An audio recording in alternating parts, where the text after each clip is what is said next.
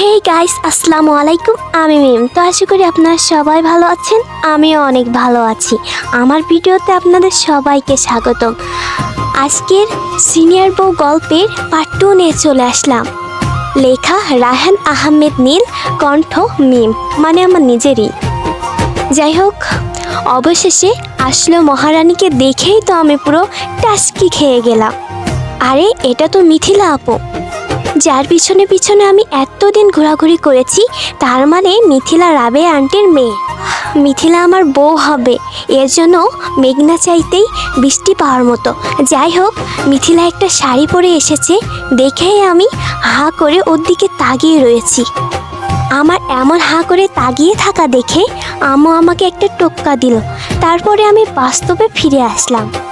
মিথিলা এসে আমাকে চা দিল। আমার মনের ভিতর তো তখন লাড্ডু ফুটছে। বিদ্যা বালনের গানটা মনের ভিতর বাজতেছে, উলাল্লা উলাল্লা তুহি মেরি ফ্যান্টাসি। মিথিলা এসে আম্মুকে সালাম দিয়ে ভিতরে চলে গেল। আমিও সোফায় বসে রইলাম। আম্মু অনেকক্ষণ রাবেয়া আন্টির সাথে বসে বসে গল্প করলো। তারপরে বিয়ের দিন তারিখ ঠিক করে বাসায় চলে আসলাম। বাসায় এসে আমি সানি আর আইমানকে গ্রুপ কল দিলাম। আমি বললাম, এই হারামির দল কোথায় তোরা? আইমান বলল, কেন কি হয়েছে? আমি বললাম, সেটা পরে বলবো, তাড়াতাড়ি রেস্টুরেন্টে আয়, তোদেরকে ট্রিট দেব। ট্রিটের কথা শুনেই তো লেজ গুটিয়ে দুইজন চলে আসলো। সন্ধ্যায় ওদের সাথে রেস্টুরেন্টে গেলাম। সানি বলল, মামা ঘটনা কি, হঠাৎ করে ট্রিট? আমি বললাম, দোস্ত কাম তো হয়ে গেছে। আইমান বলল, কি মেয়ে পছন্দ হয়েছে নাকি? আমি বললাম, ঠিক বলছিস। সানি বলল, তুই না বললি এই বিয়েটা তুই করবি না? আমি বললাম, আরে সেটা তো আগে বলছিলাম, কিন্তু পাত্রী দেখার পর সব ঠিক হয়ে গেছে। আইমান বলল, তা পাত্রীটা কে? আমি বললাম, তোদের মিথিলা আপু। সানি বলল, আমাদের ক্যাম্পাসের মিথিলা আপু নাকি, যার জন্য তুই কুত্তার মতন পিছন পিছন হাঁটতি? আমি বললাম, এই শালার পর চুপ কর, আমি কারো পিছনে ঘুরি নাই। আর হ্যাঁ, সে মিথিলায় আমুর বান্ধবীর মেয়ে। আইমান বলল, সিরিয়াসলি? দোষ এই তো মেঘনা চাইতেই বৃষ্টি আসার মতো। আমি বললাম, আজকে যা ইচ্ছে তোরা খেয়ে নে, টাকা আমি দিব। সানি বলল, তো বিয়ে কখন? আমি বললাম, আগামী শুক্রবার, কালকে থেকে কেনাকাটা শুরু। তোরা কেউ আর ক্লাস করিস না এই সপ্তাহটা, কাজ আছে অনেক। এরপর এদের ট্রিট দিয়ে বাসায় চলে আসলাম। কিছুতেই ঘুম আসছে না। ভাবছি মিথিলাকে একটা কল দিয়ে কিছুক্ষণ প্রেম করব। না থাক, বিয়ের পর চুটিয়ে প্রেম করা যাবে। এই কয়েকদিন একটু পাট নিয়ে থাকি। পরের দিন সবাই মিলে কেনাকাটা শেষ করলাম। আস্তে আস্তে বাসায় মেহমান আসতে শুরু করছে। আম্মু সবাইকে ইনভাইট করে দিচ্ছে। দেখতে দেখতে বিয়ের দিন চলে আসলো। সবাই অনেক ব্যস্ত, আমিও মোটামুটি ব্যস্ত। অবশেষে বিয়েটা হয়ে গেল। আমি আর সানি আর আইমান ছাদে বসে বসে গল্প করছি। এদিকে মিথিলা বাসর ঘরে বসে আছে, আমার জন্য ওয়েট করছে। আমার তো আর এখানে দাঁড়িয়ে থাকতে ইচ্ছা করছে না, কিন্তু দুই হারামে আমাকে যেতেই দিচ্ছে না। রাত প্রায় 12টা। আমি তখন ছাদে বসে বসে আড্ডা দিচ্ছি। এমন সময় আম্মু আসলো। আম্মু বলল, কিরে তুই এখনো বসে আছিস? আমি বললাম, তো কি করব? আম্মু বলল, কি করবি মানে যা ঘরে যা, মেয়েটা সেই কখন থেকে একা একা বসে আছে।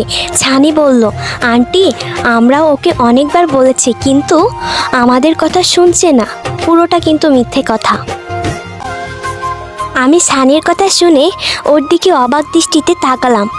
তখন আম্মু বলল, যা তাড়াতাড়ি ঘরে যা। আমি বললাম, ঠিক আছে যাচ্ছি, তুমি নিচে যাও। একটু পর আম্মু চলে গেল। আমি সানিকে একটা লাথি দিয়ে বললাম, এই শালা, তুই আমাকে অনেকবার কখন যেতে বলেছিস? শালা তোর জন্য আমি যেতে পারছি না, তুই বলছিস আমাকে যেতে বলছিস। সানি বলল, আরে মামা রাগ করস কেন? আমি একটু পাম দিলাম আর কি। আইমান বলল, আচ্ছা ঠিক আছে তুই যা। আমি বললাম, ওকে যাচ্ছি, দোয়া করিস। সানি বলল, এই শোন। আমি বললাম, বল। সানি বলল, মনের বিড়াল মারিস, তোর ক্ষমতা দেখিয়ে দিবি, না হলে পুরুষ জাতি তোরে ধিক্কার দিবে। আমি বললাম, চুপ কর, আমি যাচ্ছি। সানি বলল, আচ্ছা ঠিক আছে যা, যদি বেঁচে থাকিস তাহলে কালকে দেখা হবে। আমি বললাম, আমি একটা হাসি দিয়ে নিচে চলে আসলাম। বাসর ঘরের সামনে দাঁড়িয়ে আছি, কেমন জানি ভয় লাগছে, আবার লজ্জাও। আহারে, নিজের ঘরে নিজে যাব আর সেখানেও ভয় লাগছে। 1 কেজি সাহস নিয়ে দরজা খুললাম, ভিতরে গিয়ে দরজা বন্ধ করে দিলাম। দেখলাম মোবাইলে কার সাথে কথা বলছে মিথিলা। আমাকে দেখেই মোবাইলটা রেখে দিয়ে চোরের মতো হয়ে গেল, মোবাইলটা রেখে দিল। আমি গিয়ে সামনে দাঁড়ালাম, ভাবছি সে হয়তো সালাম করবে। অনেকক্ষণ দাঁড়িয়ে থাকার পর দেখলাম সে এখনও বসে আছে। আমি মনে করছি আমি তার জুনিয়র, তাই হয়তো সালাম করতে লজ্জা লাগছে বা করবে না। থাক, করা লাগবে না, একটা সালামে আর কিছু যায় আসে না। আমি গিয়ে খাটের উপর বসলাম। তখন মিথিলা বলল তোর সাথে আমার কিছু কথা আছে। আমি বললাম বাহ, শুরুতেই তুই। আমি বললাম বল, কি কথা বলেন। মিথিলা বলল আমি তোকে স্বামী হিসেবে মানতে পারবো না। মুহূর্তের জন্য আমার পায়ের নিচ থেকে মাটি সরে যেতে লাগলো। নিজেকে শক্ত করে বললাম। আমি বললাম কেন পারবা না? আর সে কথা বিয়ের আগে বলোনি কেন? মিথিলা বলল বলিনি কারণ আম্মুর কথার উপর আমি কোনো কথা বলতে পারি না।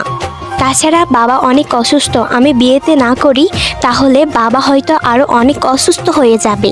আমি বললাম আপনার বাবা মায়ের কথা চিন্তা করে আপনি আমার লাইফটা নষ্ট করে দিলেন। আমি বললাম আমাকে বলতে পারতেন, আমি আম্মুকে বলে দিতাম যে আপনাকে আমার পছন্দ হয়নি।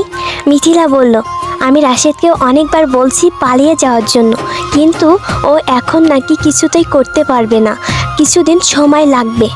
আমি বললাম রাশেদ আবার কে? মিথিলা বলল আমার বয়ফ্রেন্ড, মাথা নিচু করে। আমি বললাম তো এখন আপনি কি চান? মিথিলা বলল ডিভোর্স। কথা শুনে বুকের ভিতরটা কেমন যেন কেঁদে উঠল। আমি বললাম ডিভোর্স তো আর বললেই হয়ে যাবে না, কমপক্ষে 6 মাস একসাথে থাকতে হবে। মিথিলা বলল কি 6 মাস? তোকে তো আমার 1 সেকেন্ডও সহ্য হয় না। আমি বললাম ডিভোর্স পেতে হলে 6 মাস সহ্য করতে হবে। হেই গাইস, আমার ভিডিওটা যদি ভালো লেগে থাকে তাহলে লাইক, কমেন্ট, শেয়ার অ্যান্ড আমার ইউটিউব চ্যানেলটা সাবস্ক্রাইব করতে ভুলবেন না। ধন্যবাদ সবাইকে।